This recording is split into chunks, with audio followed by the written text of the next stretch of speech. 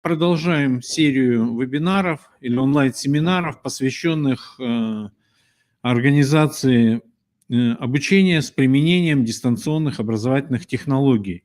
Неделю назад мы рассмотрели достаточно большое количество онлайн-сервисов. Кто не смотрел, могут познакомиться в видеозале на сайте Криро. Неделю назад у нас прошел вебинар, онлайн-семинар по онлайн-сервисам и организации онлайн-обучения. Сегодня мы продолжаем эту серию вебинаров. Аналогичный семинар мы проведем, скорее всего, и в апреле, где будем рассматривать уже более конкретно некоторые системы дистанционного обучения.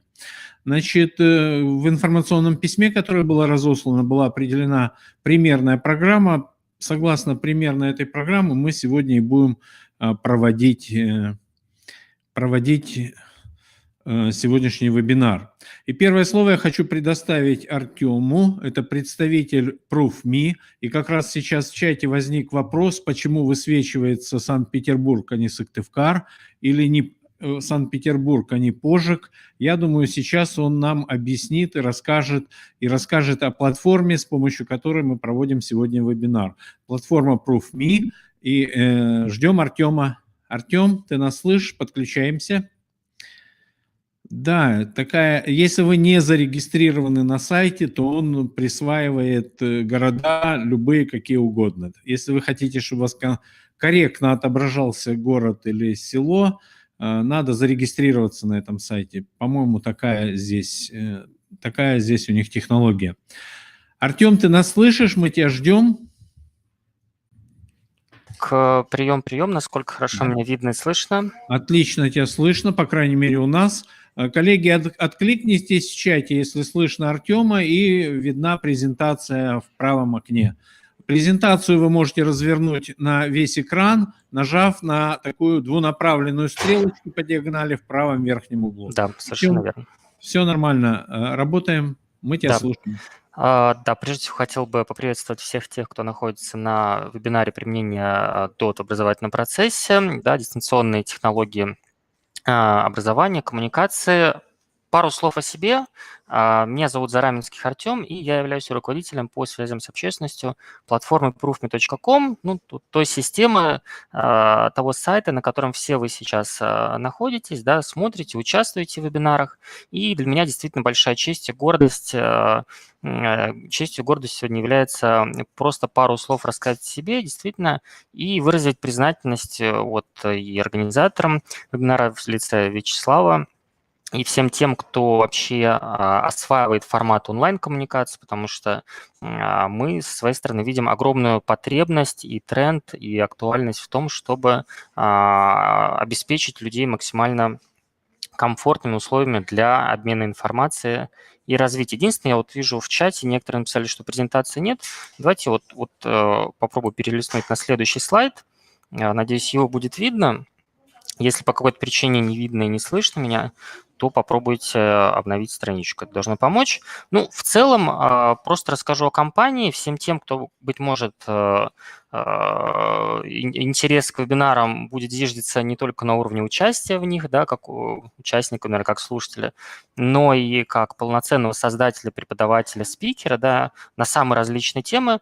Со своей стороны, от лица компании ProofMe, хотел бы указать, что всем участникам вебинара Коми Республиканского университета мы со своей стороны готовы предоставить 1 месяц бесплатного использования нашего сервиса по тарифу бета с возможностью вещания до 300 человек и возможность в течение 1 месяца бесплатно создавать и проводить видеокурсы по тарифу развития.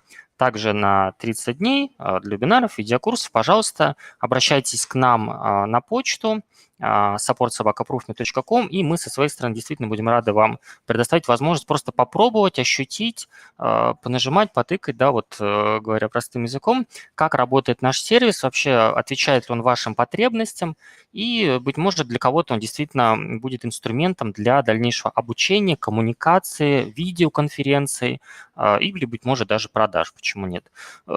Сразу укажу, что так же, как написано на слайде, ProofMe действительно представляет быстрый, простой, удобный в усвоении сервиса для дистанционного взаимодействия и коммуникации. И это наша кредо делать максимально простые, понятные, доступный функционал, который не вызывает никаких отторжений, да, на уровне там, дизайна, хотя, конечно, много еще необходимо дореализовать и усовершенствовать. Вот, на уровне технологий передачи, поскольку действительно тренд в использовании мобильных устройств, да, когда мы вот держим в руках мобильный телефон, имеем возможность, находясь в поездке, в автомобиле или, быть может, на работе, действительно вот со смартфона, с планшета участвовать в семинарах и их проводить. То есть мы также к этому стремимся, пока вот вещание происходит в таком вот формате использования лэптопа, да, то есть ноутбука.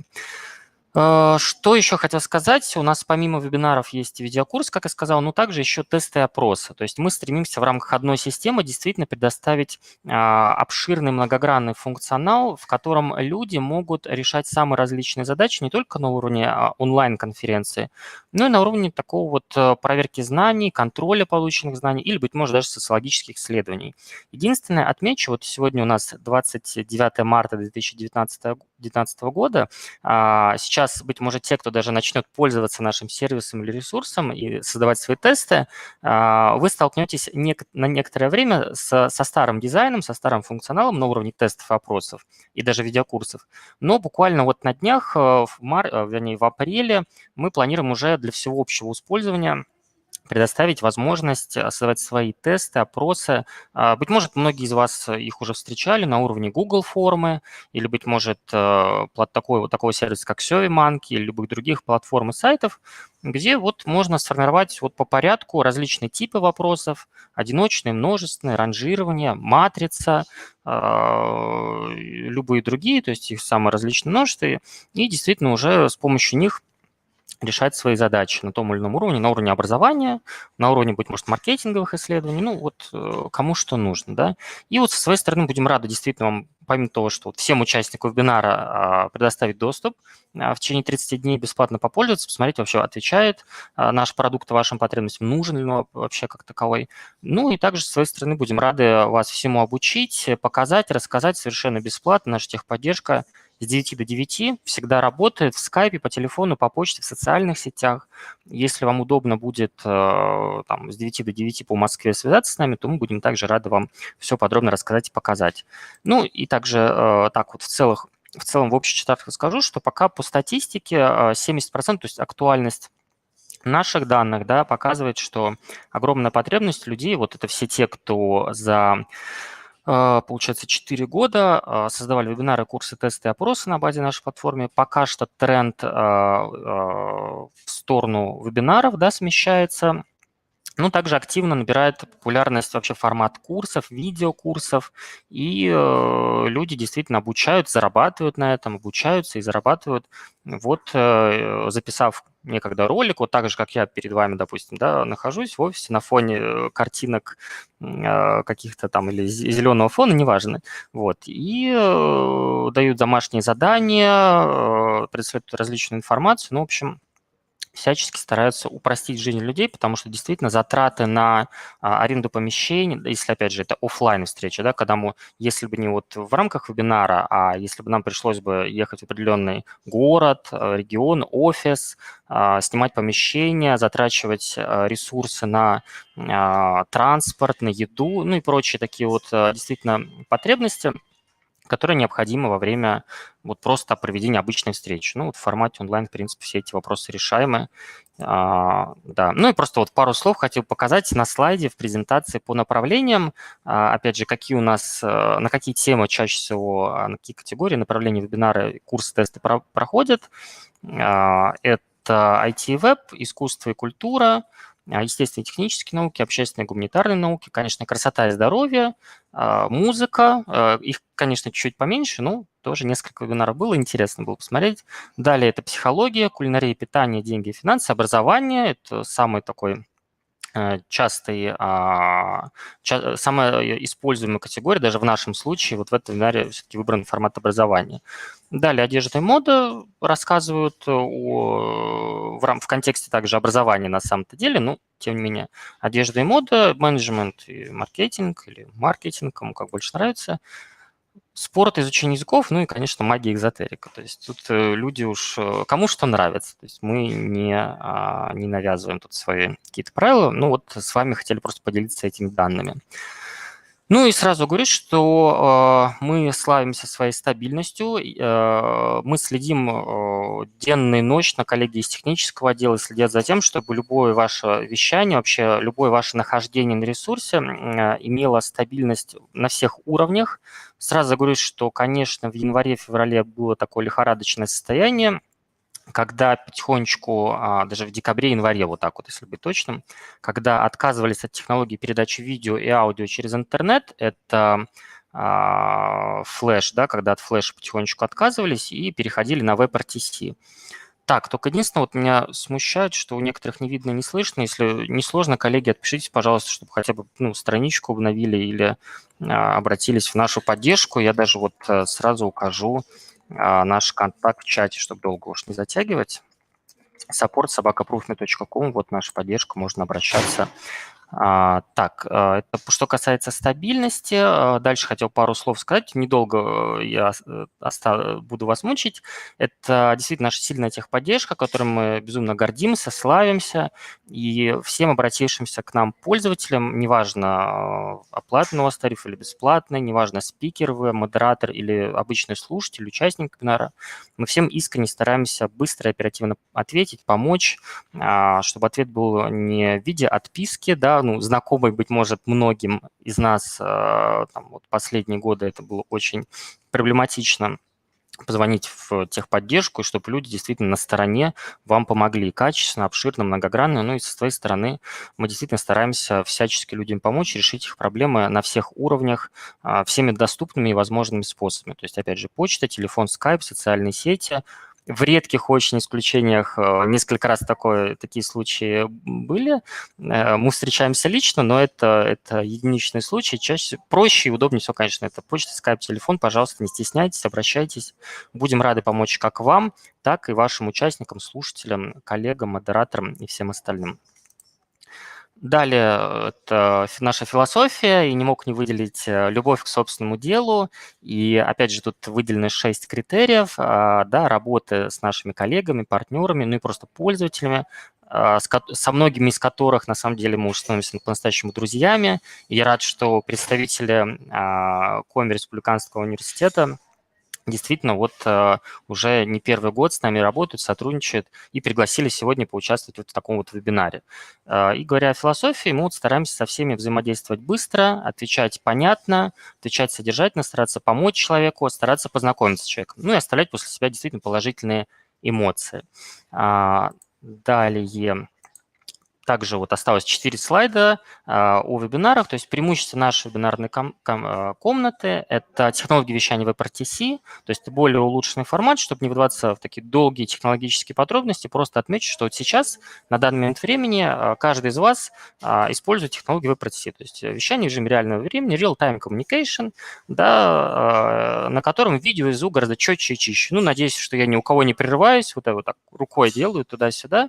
Речь моя совпадает с моим голосом, то есть вот как будто бы вы в реальном времени, мы бы с вами находились тет-а-тет, лицом к лицу, участвовали вот в режиме такого вот режиме реального общения. Это вот что касается WebRTC. Далее это автоматическая запись вебинаров. То есть случаи бывают разные, когда действительно спикер включает веб-камеру и забывает поставить этот вебинар на запись. То есть просто во многих других сервисах мы заметили такое вот неудобство, что помимо включения веб-камеры, там есть отдельная кнопочка, на которую надо нажать запись вебинара, и люди часто просто забывают нажать эту запись, а потом, когда обращаются в поддержку, им говорят, что, извините, вы не нажали запись, поэтому мы ничего не можем вам предоставить. То есть со своей стороны мы предвосхитили и данный запрос, и сразу сделали запись вебинара автоматическую, чтобы не было никаких проблем и трудностей с его скачиванием, с его предоставлением для всех остальных своих слушателей. Далее это возможность демонстрации рабочего стола, но сейчас его включать не буду, но тем не менее, если вы, допустим, работаете с какой-то программой, с каким-то текстом или сайтом, или разбираете какие-то ресурсы, и вам необходимо, чтобы в формате онлайн-конференции вебинара спикер, вы, ваш преподаватель или ваши коллеги действительно могли включить демонстрацию своего экрана на рабочем столе, да, то есть вместо презентации был бы просто рабочий стол. Я бы, к примеру, вот с недавних пор мне осваиваю иллюстратор, векторную графику, мне это безумно нравится, вот прохожу курс по векторной графике, и для вас, допустим, я бы мог какие-то основы по векторной графике через иллюстратор, через специальную программу вам показать, включив вот вместо презентации свой экран. То есть что бы я ни делал курсором мыши, каждый из вас мои действия видел, ну, я бы их одновременно еще озвучивал и комментировал. Дальше это возможность видеоконференции до 6 человек одновременно. То бишь, опять же, вот мы сейчас с вами вещаем, да, недавно выходил в эфир Вячеслав, также одновременно могло быть 6 человек. Единственное, рекомендую, чтобы каждый из вас, если вот я сегодня в наушниках, да, если вы будете вдруг вещать до 6 человек одновременно, то используйте, пожалуйста, гарнитуру, ну, чтобы звук просто уходил в наушники, ну, и у каждого из вас не было посторонних шумов, эхо, свист, ну, и прочих таких вот вещей, которые могут вашим слушателям не понравиться. Ну и далее, так уж быстро пробегусь, также можете смотреть статистику, аналитику проводимых мероприятий, вебинаров, да, в какой момент времени динамика, да, была наиболее там высокой, в какой момент времени люди начали уходить из вебинара, наоборот, присоединяться, кто эти люди, с каких устройств, как долго они проходили. То есть для некоторых, действительно, для маркетологов, быть может, даже для преподавателей, исследователей, эти данные крайне необходимы. Ну и так вот, в завершение, о преимуществах вебинарной комнаты нашей – это оформление посадочной страницы в собственном стиле и цвете, в собственном дизайне. Пожалуйста, можете добавить свой логотип своей организации, там свой логотип, если у вас есть, добавить обложку, видео, текст, шрифт. Мы вот недавно добавили 52 новых декоративных шрифта, и в описании, то есть вы, опять же, любой вебинар можете использовать любой красивый курсивный, рубленый или засечками шрифт, пожалуйста, какой считаете нужным. И на самом-то деле мы вот просто как будто бы открыли ящик Пандоры, поскольку даже в рассылочных сервисах многих вот да, которые отправляют письма, просто нету вот списка со шрифтами, казалось бы, уже существует. То есть это вот очень странно для нас было, мы вот эту возможность ввели, и люди, вот мы заметили, стали действительно оформлять свои вебинары в как-то более эстетичном виде, более привлекательном, вот, ну, в том, который просто радует глаз. Так, у нас осталось еще 3 слайда. Укажу также дополнительные возможности. Помимо всего прочего, у нас специальный раздел «Вопросы» внутри вебинарной комнаты, в правом верхнем углу раздел «Вопросы». То есть вы можете отделять чат от раздела «Вопросы». Сейчас я вижу, все пишут в чат, ну, это ваше право. Далее у нас есть возможность вещать с помощью профессионального оборудования. И я, кстати говоря, у Вячеслава видел такой вот шикарный микрофон, который я мог только позавидовать.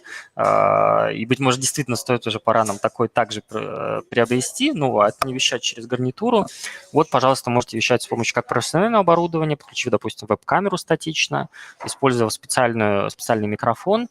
Пожалуйста, мы в этом также не ограничиваем вас ни в чем. Ну и плюс ко всему, если у вас есть свой сайт или какой-то раздел сайта или блог, вы можете код вставки, там делается это очень просто. Но опять же, какие-то минимальные такие вот знания в области программирования все-таки необходимо иметь. То есть вы также можете интегрировать свою вебинарную комнату к себе на сайт и начать вещать непосредственно с своего сайта.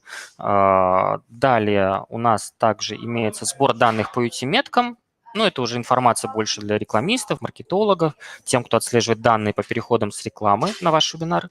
Ну и плюс ко всему доска для рисования. То есть если вы хотите что-то нарисовать красивое, то, пожалуйста, рисуйте хоть на слайдах, хоть на пустом слайде, быть может, даже там, детишкам или там, профессиональным дизайнерам будет интересно что-нибудь красивое нарисовать в рамках вот, поля презентации, которое вы сейчас видите. Да, и вот также в завершении скажу, что у нас есть 7 различных режимов отображения окон. А сейчас, к примеру, те, кто находится в вебинаре, могут даже, давайте вот я покажу наглядно, увидят, как изменились расположение окон. То есть у нас теперь 4 окна. Это окно видео со мной, потом окно чата чуть ниже, правее у нас презентация, ну и под презентацией раздел «Файлы». То есть если вы хотите делиться своими материалами со своими учениками в режиме реального времени, если есть задача действительно там, документом Word или PowerPoint, любого другого материала вот в режиме реального времени поделиться со всеми учениками, то, пожалуйста, вот каждый из вас может мою, к примеру, презентацию скачать, которая так и называется презентация Proof.me вебинары PPTX, вот, и в своих целях уже использовать. Также есть различные режимы, ну, их 7 я включать не буду. Кому интересно, как я уже сказал в начале, пожалуйста, обращайтесь. support@proofme.com, наша почта, наш скайп proofme.support, вот, и все контактные данные также в конце я вот на слайде укажу. Плюс ко всему, есть возможность ретрансляции с вебинара в социальные сети, которую мы также будем еще улучшать, поскольку там нужно специальную программу устанавливать. Ну, мы пока решили отложить этот процесс. Возможность дать голос всем участникам вебинара, ну и блокировка спамеров, вредоносных ссылок и нежелательных слушателей. То есть это вот такие вот основные критерии, по которым нашу платформу ценят, любят, и которые мы впоследствии и дальше будем развивать и улучшать. С вашими рекомендациями, с пожеланиями, пожалуйста, обращайтесь. Ну и, в принципе, все. Я благодарю Вячеслава, что дал мне возможность сегодня выступить на вашем эфире. Контакты я указываю, опять же, на слайде, которые так и указаны, наши контакты, почта, скайп, телефон. С 9 до 9, пожалуйста, в любое время обращайтесь. Еще раз благодарю всех, кто находится сегодня на вебинаре, и благодарю Вячеслава в лице Коми Республиканского университета. Все, всем спасибо. Артем, Коми Да. Республиканский институт развития образования. Да, спасибо, что меня У нас есть тоже университет, он опорный вуз, но они немножко другое учреждение. Я Артем, понял. спасибо огромнейшее. Есть вопросы. Первый вопрос. Вот почему в участниках человек зарегистрировался село Пожи Кускуломского района, а там отображается, как он представитель Нидерландов или Иркутска или Санкт-Петербурга. Как исправить эту ситуацию? Да, смотрите, ситуацию исправить крайне сложно по той же простой причине, что у некоторых может быть динамичный IP-адрес. То есть что это такое? Это когда используемый интернет-провайдер не привязан к локальной точке, то есть, допустим, к селу или к городу, а действительно, то есть это уже на уровне провайдера. Тут, к сожалению, мы ничего не можем поделать, если только единственный человек сам зарегистрируется на Proof.me, перейдет в личный кабинет, ну и в личном кабинете в аккаунте в настройках укажет там страну и город. То есть вот такой вариант, да.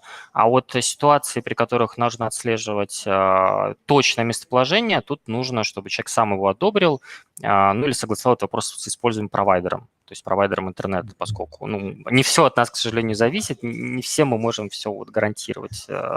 Вот так вот. Понятно, спасибо. Ну, в принципе, я так и объяснил людям, что если кто хочет отображение своего местоположения конкретно своего, то надо зарегистрироваться на сайте. Еще вопрос. Раньше у вас по средам или по четвергам проходил тоже или вебинар, ну, то есть обучение. Обучающие вебинары, да, проходят. Обучающие вебинары проходят, да? Да, они проходят каждые 2 недели. Ссылочку могу прямо сейчас даже указать в чате для всех тех, кому интересно проведение вебинаров. Про тариф на 30 дней для всех тех, кто вот от вашего университета, да, института будет переходить к нам, обращаться, мы с радостью, без проблем предоставим. Вот прямо сейчас в чате я ссылку указываю. Либо я, либо кто-нибудь из моих коллег, мы всегда по-разному меняемся, вот с удовольствием проведет для каждого желающего обучающего вебинар по созданию и проведению вебинаров на Proof.me. Ну, на самом деле ресурс, я думаю, будет востребован. Буквально несколько дней назад у нас закончился карантин, который продолжался там где-то около 3 недель. То есть дополнительные каникулы у детей были. И, конечно же, педагогам надо уже брать это на вооружение. И чтобы дети не болтались, реально уроки проводить, ну вот в условиях реального времени можно проводить уроки, можно показывать презентацию, можно слушать их ответы, подключив их видео, если у них есть видео и прочее. Единственное, может быть, проблема возникнет, что не у всех детей есть сейчас условия, когда компьютер, интернет. Да, вот, да. Здесь вот. А с другой стороны, сейчас ваша, по-моему, есть и в Play Market Proof.me, то есть мобильная версия. Пока не рекомендую. Я бы с радостью сказал, что да, Play Market, Apple Play Market, Google Play, пожалуйста, там качайте, регистрируйтесь, но я попрошу пока что приложение не скачивать, оно в стадии разработки, и мы видим, мы просто не ожидали, что так быстро его опубликуют, поскольку обычно там еще рассматривают заявку, и мы как раз к этому времени успели бы ряд нововведений. Я, по-моему, пользовался им уже. Ну, не рекомендую пока что. Во Да, всяком ладно, случае, ну хорошо, ближайшие, по крайней да, мере, через браузер в смартфонах да. все нормально, все доступно и все читаемо.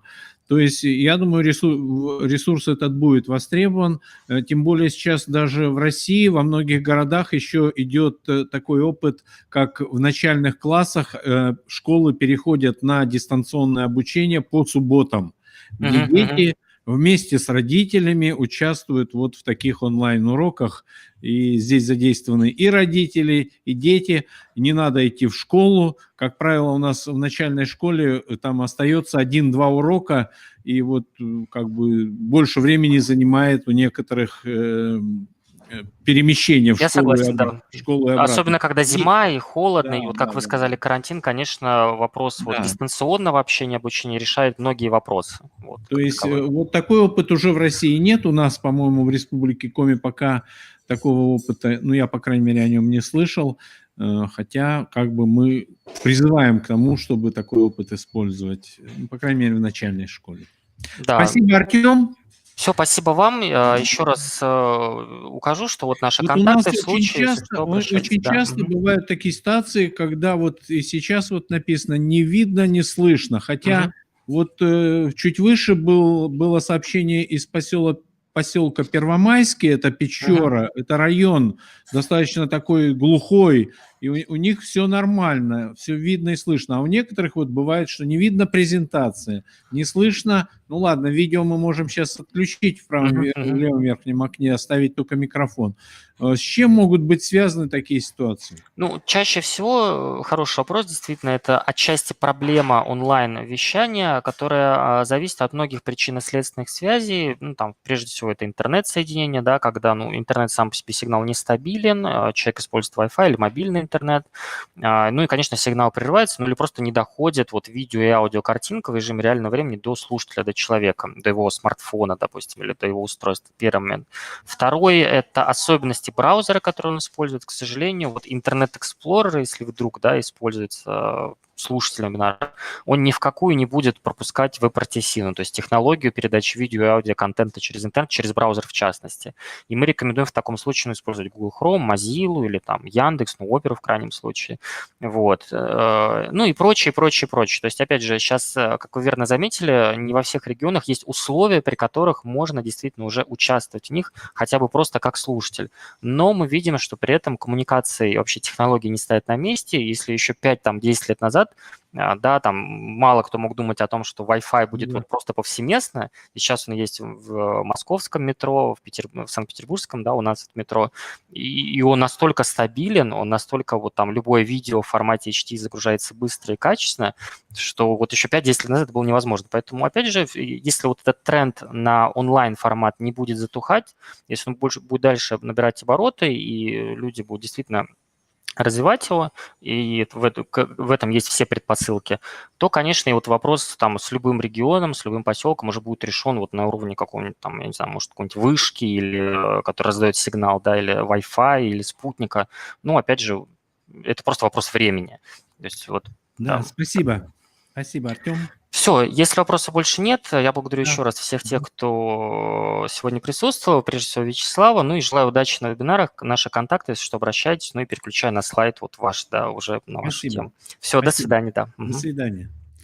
Да, поселок Набережный, город Печорского района. Я Первомайский, по-моему, сказал, да?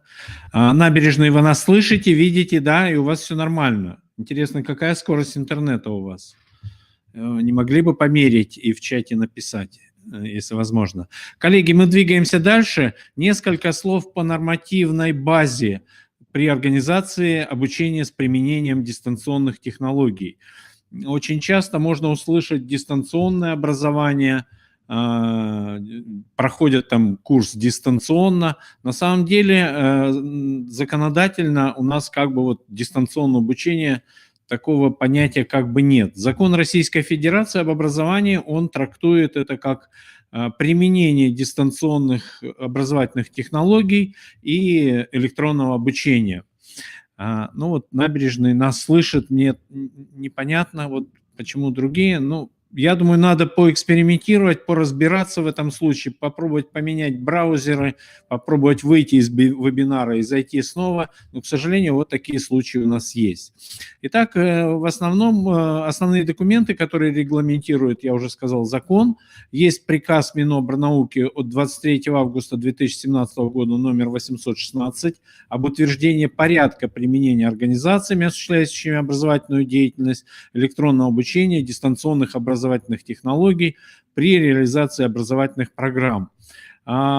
Еще, наверное, многие помнят, была такая у нас национальная образовательная инициатива «Наша новая школа», которая тоже регламентировала для обучающихся использование всевозможных электронных сервисов. В частности, на сегодняшний день российская электронная школа, мобильная электронная школа и подобные им, Я-класс, Учи.ру, как бы являются вот детищем, наверное, нашей новой школы. В законе об образовании есть несколько статей, которые касаются применения дистанционных технологий. Это, во-первых, статья 13 «Общие требования к реализации образовательных программ». В этой статье говорится о том, что образовательная организация самостоятельно определяет формы и методы реализации образовательных программ, и в том числе применение различных технологий, в том числе дистанционных технологий, электронного обучения. Статья 17 говорит о формах получения образования и формах обучения. Это, касаясь дистанционного, это будет, наверное, заочная форма обучения или очно-заочная. Статья 16 как раз объясняет нам, что же такое дистанционные образовательные технологии, электронное обучение. То есть эта статья говорит вот как раз, что можно реализацию образовательных программ проводить с применением электронного обучения и дистанционных образовательных технологий. И статья 28 – это компетенция, права, обязанности и ответственность образовательной организации, что она может самостоятельно выбирать формы обучения, формы реализации образовательных программ. Ну, какие нормативные акты в первую очередь должны быть на уровне муниципалитета и на уровне образовательной организации? В первую очередь, ну, эти перечисленные мной сейчас нормативные акты, они не являются как бы, ну, догмой, что ли. То есть вы самостоятельно, в принципе, здесь, опираясь на закон об образовании, на приказ, о котором я сказал выше, выбираете, какие же нормативные акты у вас должны быть. Но, тем не менее, вот то, что говорят надзорные органы, желательно, чтобы вот эти акты были у вас на уровне муниципального образования, например.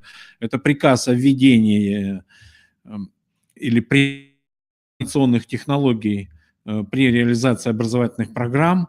Возможно, надо провести мониторинг готовности образовательных организаций муниципалитета к применению дистанционных образовательных технологий с точки зрения материально-технической, с точки зрения кадровой, возможности интернета, что действительно применять такие технологии можно. И приказ о проведении мониторинга потребностей обучающихся, то есть надо ли это обучающимся, их родителям. На уровне, ну вообще на уровне образовательной организации, какой минимум локальных актов должен быть и на что обращают внимание проверяющие. Первое, это должно быть положение по организации обучения с применением дистанционных образовательных технологий. Должны быть должностные инструкции учителя, ну, назовем его так, дистанционщика. Учитель-дистанционщик, то есть те учителя, которые проводят это обучение, должностная инструкция. Должны быть внесены изменения в договор с родителями на организацию, что возможно применение дистанционных образовательных технологий. И пакет документов на обучающегося, заявление родителей, учебный план, расписание занятий. Ну вот, как говорят надзорные органы, такой минимум – это положение, это приказ о переходе, о котором вот сейчас как раз, который высвечивается у нас, это приказ о переходе на обучение, в котором может быть обозначены ответственные за организацию обучение с применением дистанционных образовательных технологий и о назначении учителей-дистанционщиков, которые будут участвовать в этом процессе. Ну, программно-методическое обеспечение. Вот шел у нас разговор, что можно применять как раз эту платформу для проведения вебинаров. Здесь же можно использовать и Skype. Сейчас мы часто практикуем Skype для бизнеса, то есть корпоративный Skype. То есть вот эти все ресурсы могут быть задействованы при организации обучения с применением дистанционных технологий. Ну вот как-то так. Коллеги, сейчас я перейду в другой режим. Режим, когда у вас видны файлы и кнопочка, вот здесь есть кнопочка «Скачать презентацию». Если у вас есть потребность в том, чтобы скачать имеющиеся презентации, вы можете их скачать.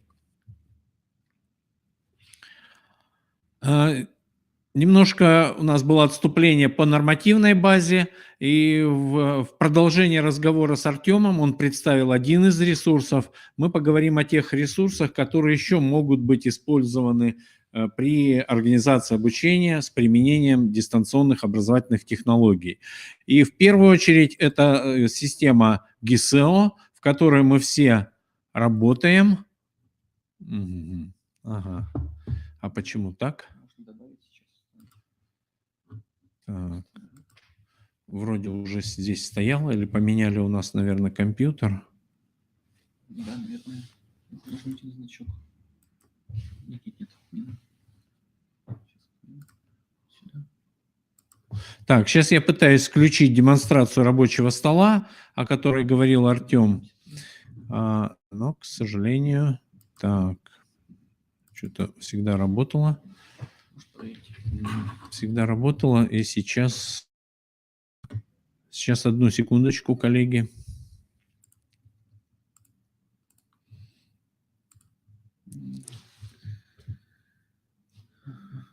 Не проверил, наверное, поменяли компьютер у нас. Так, я опасаюсь, что нужно браузер перезагрузить для того, чтобы все заработало. Да? Может быть. Ну, давай. Коллеги, буквально минуточку перерыв. Ага, нет. Буквально минуточку перерыв. Мы сейчас перезагрузимся и опять зайдем.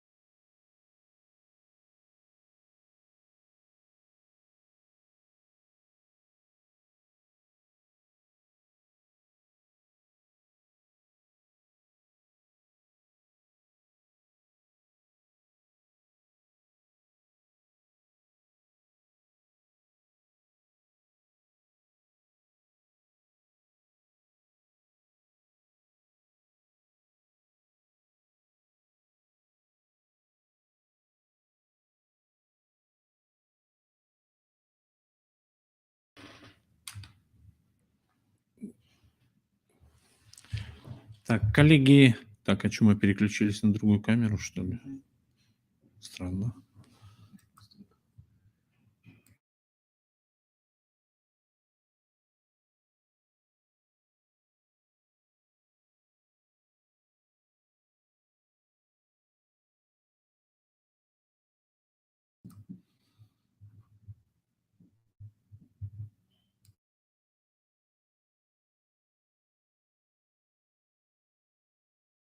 Рабочего стола, она у вас тоже должна быть видна.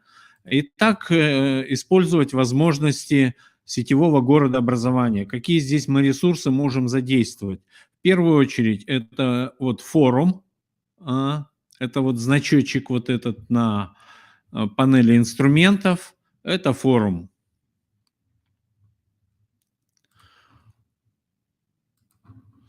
Так, тоже сейчас я немножко обновлюсь. Наверное, что-то здесь у нас, скорее всего, сейчас нас выкинет из системы, потому что прошло некоторое время. Ага. Так, вот он форум. Сейчас я нахожусь на демо-версии, в демо-версии, и, в принципе, здесь мы можем создать там или форум по предмету, по классу, можно форум с родителями создать. Сейчас многие учителя используют социальные сети. Как правило, это ВКонтакте, возможно, WhatsApp для общения с родителями, для общения с, не знаю, даже домашнее задание почему-то частенько задается через социальные сети, и в частности ВКонтакте, хотя у нас уже система работает и очень удобно задавать задания, используя электронный дневник. Но тем не менее, одно неудобство форума, форум общедоступный. То есть здесь, если обсуждать какие-то вопросы, то такие неконфиденциальные, будем говорить так. То есть форум могут видеть все участники образовательного процесса, и все родители, и все классные руководители, и учителя в том числе.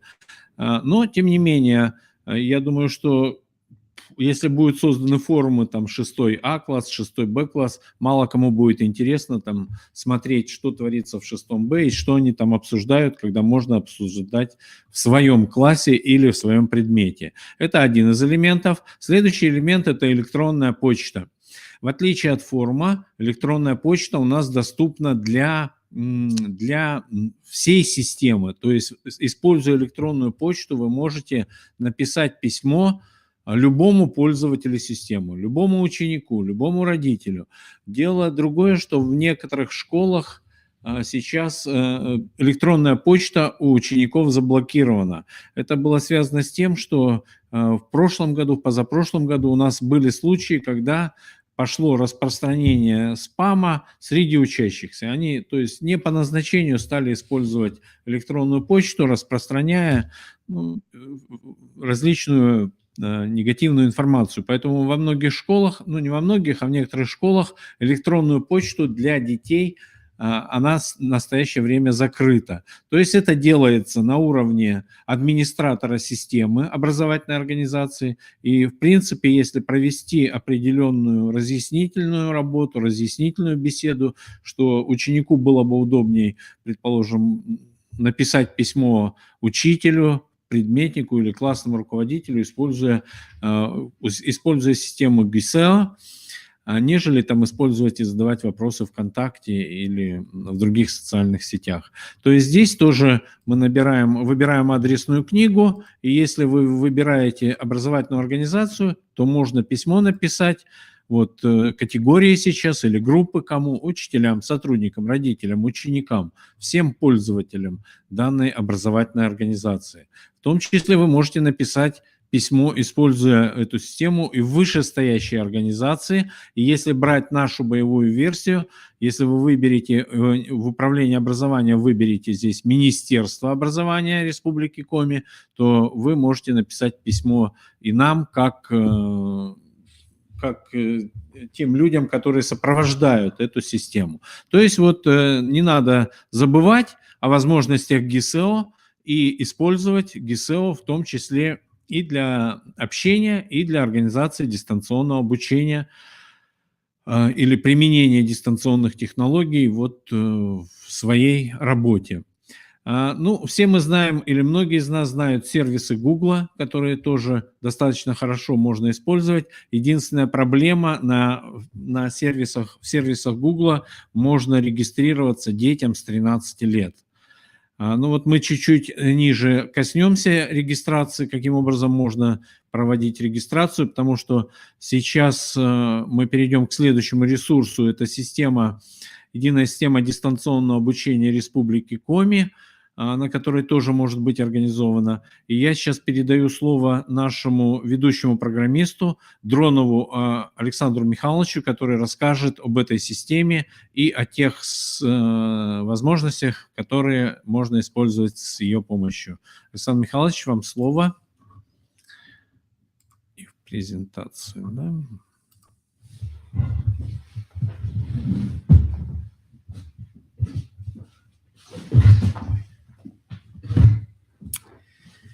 Здравствуйте.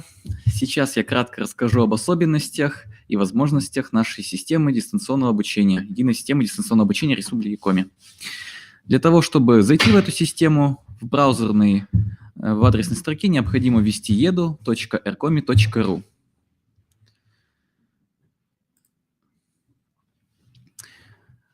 Вход можно осуществлять, используя учетную запись GISEO. Также можно зарегистрировать учетную запись самостоятельно. Обратите внимание, что при регистрации необходимо указать адрес электронной почты. Не у всех детей есть самостоятельный свой электронный адрес. Тут есть несколько вариантов. Можно указать родительский электронный адрес электронной почты.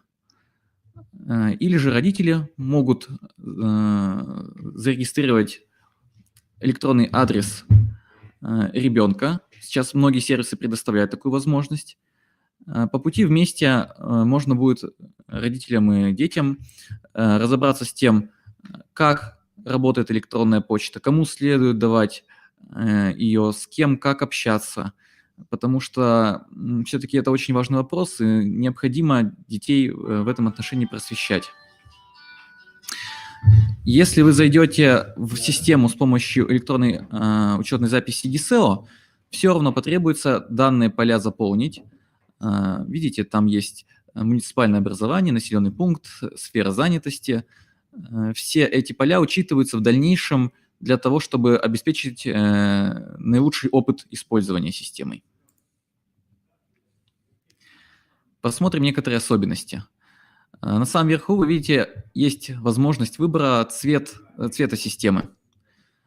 Предусмотрено несколько вариантов. Кому какой больше нравится, тот может себе, соответственно, выбрать необходимый цвет. Также есть специальные возможности. Если у человека проблемы со зрением, он может сделать шрифт крупнее или выбрать контрастный режим отображения. В системе используются элементы геймификации. Проходя различные задания, изучая лекции, постепенно пользователи, учащиеся, копят опыт.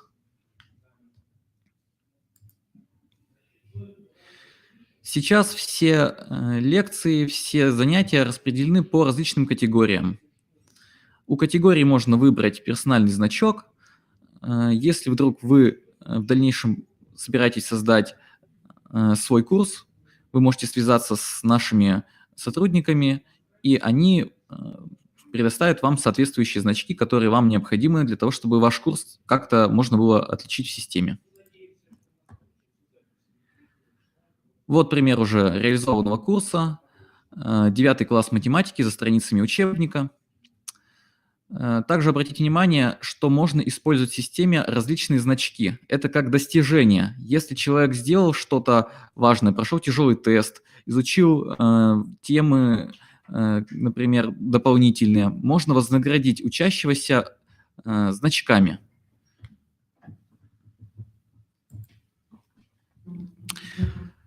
Как же получить права преподавателя?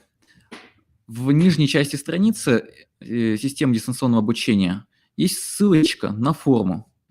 Вы заполняете форму, и наши сотрудники получают ваши данные. После чего, если действительно цели стоящие, мы выдаем права, и вы можете уже своих учеников пригласить на курс, проводить обучение, ставить оценки, выдавать значки, то есть пользоваться полностью всеми возможностями системы в рамках вашего курса. У кого-нибудь есть какие-нибудь вопросы? Так.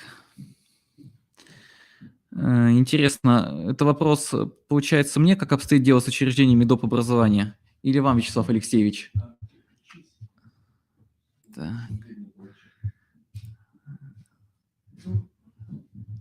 Так.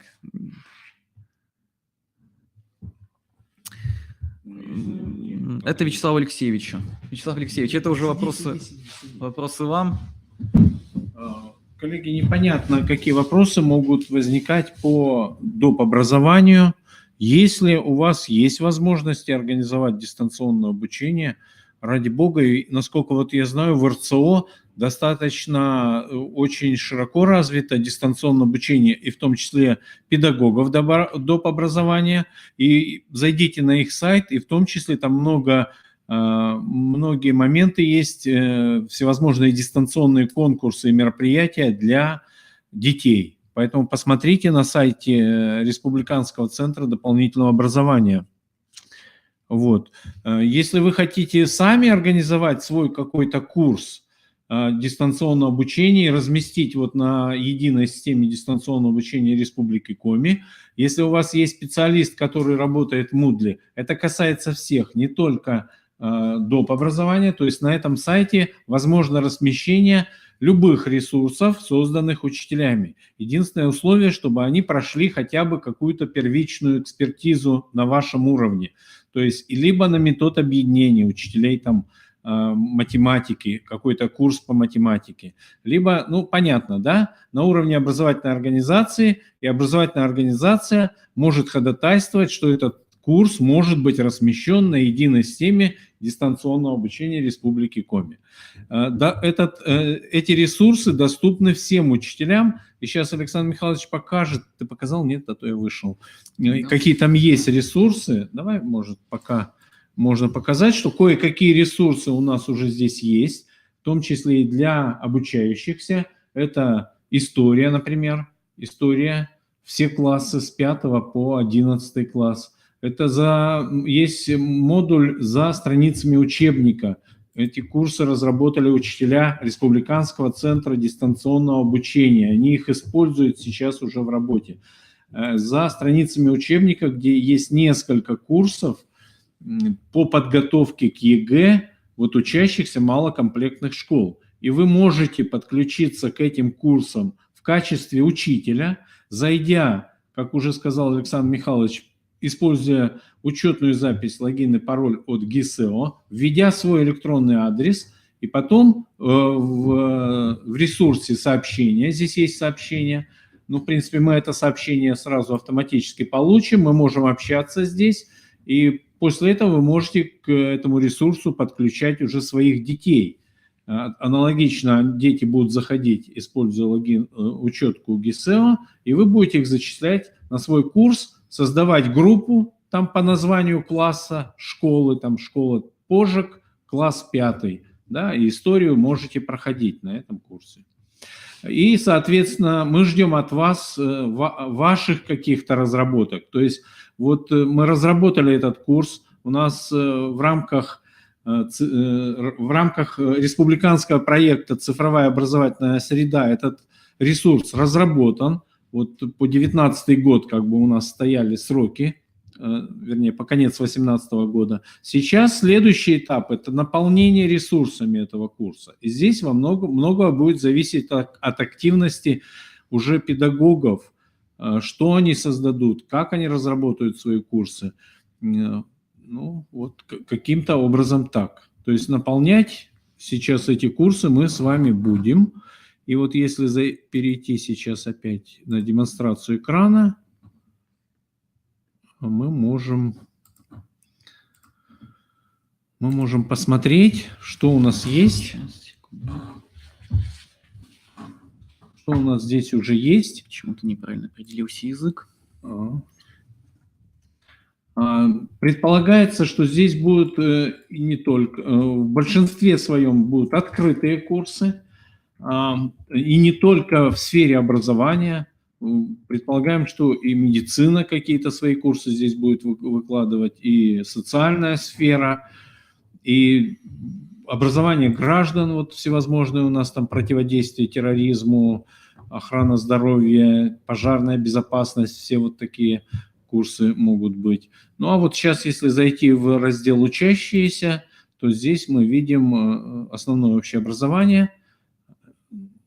Так, предполагался начальная. коми-язык в начальной школе, и, скорее всего, он будет в ближайшее время, учебники по коми-языку. И вот здесь у нас, если зайти в раздел «История», то курсы по истории уже есть, они рабочие, можно использовать.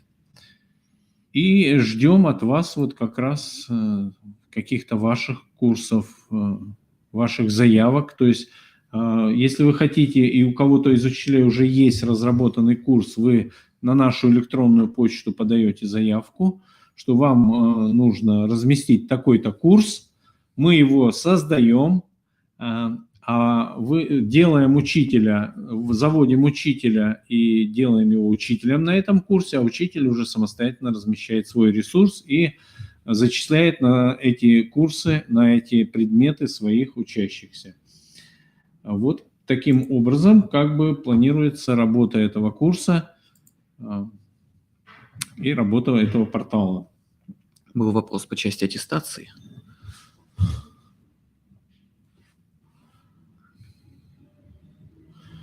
Ну, как бы этот вопрос, да, обсуждался. Естественно, что это получается публикация республиканского уровня.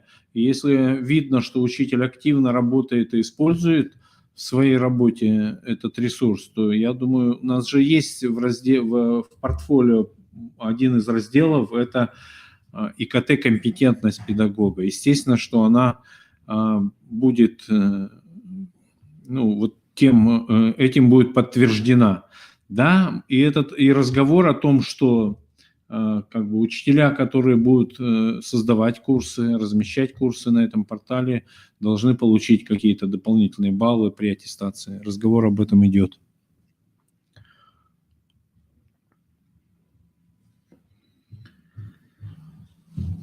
Саш, ты можешь Да. вопрос ответить? Если вы хотите разместить презентацию, никаких проблем. Желательно, конечно, презентации размещать в формате PDF, чтобы они могли корректно отображаться и на мобильных устройствах. Видео желательно заливать на хостинге, например, на YouTube, и тогда его можно встраивать прямо, например, в лекцию. Модератором уроков являются учителя, то есть если вы получили право преподавания в курсе, то вы уже являетесь модератором, но чисто теоретически можно также назначить какого-нибудь человека ассистентом, например, старосту класса, ассистентом без права редактирования, например, если вы доверяете ему обсуждение форума. Так, проверку размещенных уроков, как раз поэтому мы и говорим, что необходимо, чтобы предварительно уроки прошли какое-то обсуждение в образовательной организации или где-нибудь еще. Если имеется в виду техническую проверку, то наши сотрудники готовы оказать вам поддержку при возникновении вопросов. Если касается методическую проверку... Содержательные, методические экспертизу должна сделать образовательная организация. Ну, в частности, это может быть методическое объединение учителей или образовательная организация, или городское методическое объединение. Есть, и у нас сейчас активно работают республиканские методические объединения, можно вынести этот вопрос и на обсуждение, ну, на более высокий уровень уже, на республиканский. Но достаточно, в принципе, экспертизы школьной. То есть если будет дана оценка, что да, мы размещаем, то мы будем размещать, как бы, и в первую очередь, потому что это подспорье учителю и учащимся, наверное. Коллеги, если есть вопросы, пожалуйста, задавайте. Серию вебинаров о проведении и использовании опыта применения дистанционных образовательных технологий мы не заканчиваем. Мы будем их продолжать, поэтому ждем от вас активности. Ждем активности в том плане, что хотели бы слышать, какие ресурсы вы используете, как используете. В частности, вот у нас уже был вебинар по использованию российской электронной школы, насколько активно. Причем хотелось бы, вот, может быть, даже видеть уроки, конкретные уроки и с конкретными элементами той же российской электронной школы, того же портала учи.ру, как во время урока, как вы встраиваете это в свои уроки. Вот хотелось бы, чтобы на такой нашей республиканской площадке вы поделились своими наработками, своим опытом. Ждем от вас предложений. Ну, почта наша, в частности, моя почта, я думаю, всем знакома. Еще дополню, буквально вот упустил, наверное, коллеги. Так, включена у нас демонстрация, не включил. Сейчас еще включу демонстрацию рабочего стола. На сайте КРИРО. Запись сегодняшнего мероприятия вы тоже увидите на сайте КРИРО. В закладочке «Видеозал». Вот у нас сейчас высветился сайт КРИРО. Я перешел в демонстрацию экрана, чтобы все знали, у кого-то, может, не высветилось. Сейчас вы должны видеть в правом окне сайт КРИРО. В закладочке «Видеозал». В частности, тут много вебинаров и мероприятий по ГИСЭО вы можете использовать. Ну, а в закладочке «Вебинар» можно найти, в частности, вот наш сегодняшний вебинар, онлайн-семинар. И здесь же будет запись размещена, но, скорее всего, наверное, завтра это будет, потому что на ProofMe видео, полностью вот видео сегодняшнего нашего вебинара, семинара формируется на следующий день, поэтому завтра можно будет увидеть. То есть вот эти видеозаписи. А дальше в закладочке «Деятельность», «Информатизация образования», наши контакты нашего центра. Занимается Центр информационных технологий в образовании наш. Ну или перейти, если по закладочке в центры, то можно контактную информацию здесь посмотреть. И у нас есть вот в левом меню целый раздел «Дистанционное обучение в образовательных организациях». Здесь кое-какие ресурсы у нас тоже есть. Методические рекомендации, в частности, вот под пунктом 7, 8 и 9. Это методические рекомендации, разработанные КРИРО. Здесь и технологии описаны, и какие можно использовать формы, элементы дистанционных технологий. И в том числе вот в 8 методических рекомендациях пример положения, прикреплены локальные акты, как образец, пример положения, должностные инструкции, о которых я говорил. Вот здесь можно будет увидеть их. Можно еще раз сказать, что там же находится центр аттестации. Если у вас возникают вопросы, как приложить к аттестационному портфолио какие-то электронные материалы, можете задать вопрос на сайте КРИРО.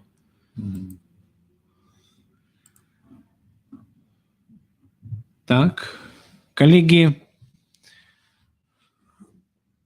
Так, ну вот Ольга Федосеевна отвечает, что они используют эти площадки. Возможно, у вас какие-то есть другие находки. Вот на прошлом семинаре я рассказывал о интерактивной доске, онлайн-доске Твидла. Есть еще другие доски. Есть такой ресурс padlet.com, где можно тоже создавать великолепнейшие проекты. Ну вот если у вас есть такой опыт, мы ждем, что вы его представите на наших онлайн-семинарах. Спасибо всем за внимание. Коллеги, некоторое время остаемся на связи. Если есть вопросы, можно задать в чате. Или у нас есть закладочка «Вопросы». Можно эти вопросы тоже задать там. Либо на электронную почту. Готовы всегда ответить и сопровождать вас, помогать вам во всем. Спасибо за внимание. Всего доброго. До свидания.